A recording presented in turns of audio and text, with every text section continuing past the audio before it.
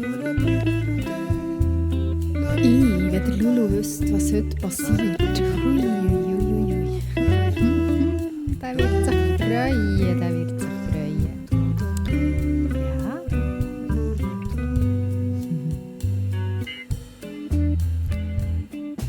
Es ist nämlich die Krannacht heute.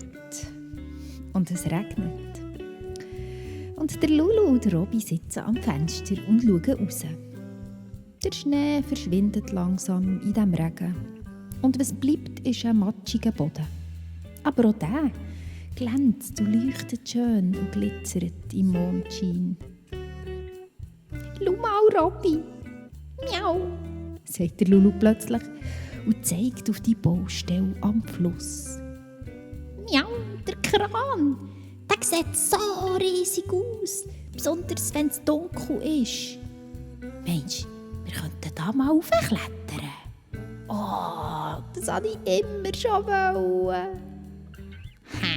Das klingt nach Spass, sagt der Robby begeistert. Von da oben hat man sicher ganz eine besonders gute Aussicht. Aber Mensch, der Kran funktioniert. Miau, ja, ich sehe mal das Lämpchen leuchten dort. Ja, das hat jeder Kran, ein Lämpchen, das leuchtet in der Nacht. Komm, wir gehen doch einfach.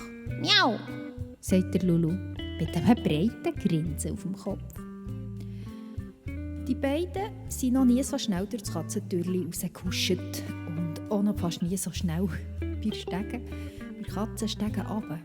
Und als sie das Katzenstegen runtergehen, landen sie als erstes in einer Glunke, in einer richtigen Matschsauce. Aber das ist nachher mal gleich. Sie gehen so schnell, wie sie können, zu dieser Baustelle über. Und dann schleifen sie durch die Lücke im Zaun. Und gehen dann auch noch gerade über den schlammigen Boden bis zu dieser hohen Metallleiter vom Kran. Vorsichtig klettern sie Sprosse für Sprosse rauf, bis sie endlich das Kranführerhaus erreichen. Für einen Robby ist das eine rechte Turnübung. Und für einen Lulu natürlich nichts. Der ist sofort dort oben. Und als der Robby endlich oben ankommt, sagt er: das war eine Anstrengung. Aber es hat sich also gelohnt. Hier oben ist es gemütlich, sagt er und schaut um sich. Zum Glück ist das Fenster offen vom Kran und dort klettern sie jetzt gerade rein. Die Kabine ist trocken und durch das grosse Fenster können sie über die Baustelle schauen und über die halbe Stadt. «Wow, Robby, miau, das ist ja wunderschön», sagt der Lulu. Und die Sterne kommen auch langsam raus und leuchten über die ganze Stadt so hell. So schön. «Ja, das ist wirklich schön», sagt der Robby.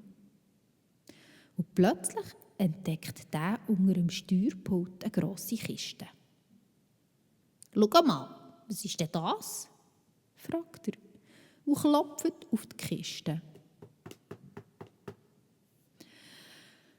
«Warte mal, das ist die Lastenkiste, die an der Kette hängt», sagt der Lulu, als er die Kiste genau anschaut. «Die gehört zum Kran, miau!»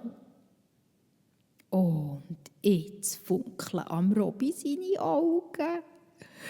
«Lulu, du könntest doch mich da damit schaukeln am Kran. Oh, weisst du, wie das ein riesiges Karussell wäre für mich?»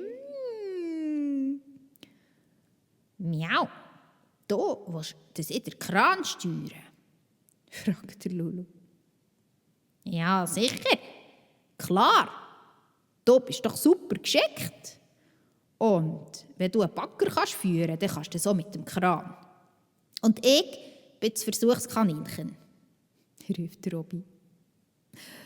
Und er tut die Kabinentür auf und klettert vorsichtig die kurze Leiter runter und schläuft dann in die Kiste. «Ich bin bereit!»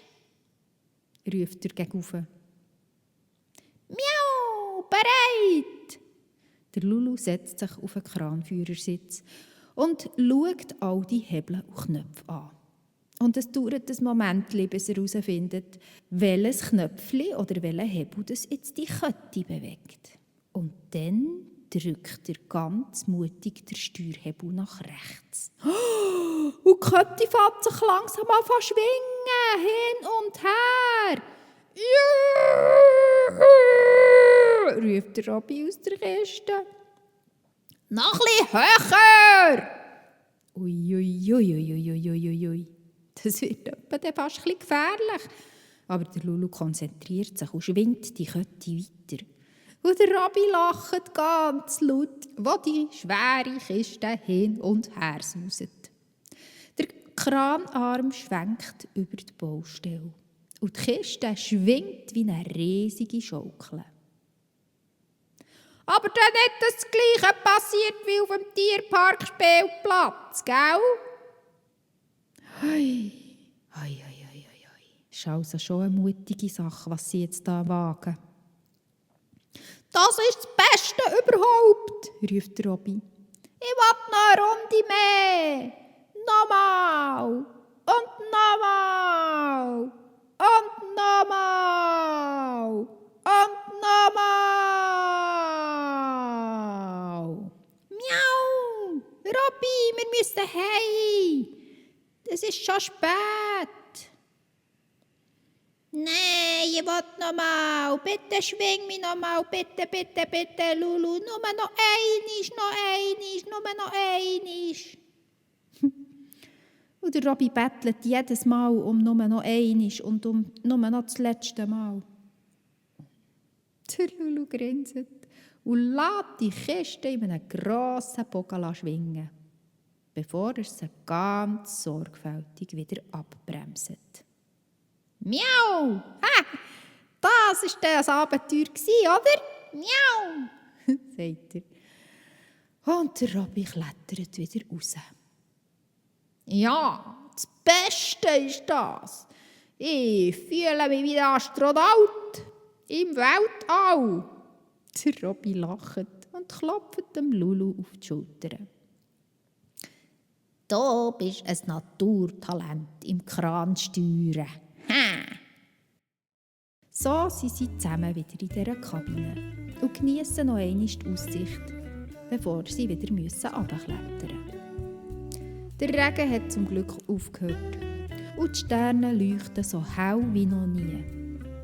«Das war die genialste Nacht», sagt der Robby, als sie zusammen wieder heimlaufen. «Miau! Und ich habe einen neuen Beruf gelernt. Ich bin jetzt der Kranführer-Luchs. Miau!» sagt der Lulu mit einem Augenzwinkern.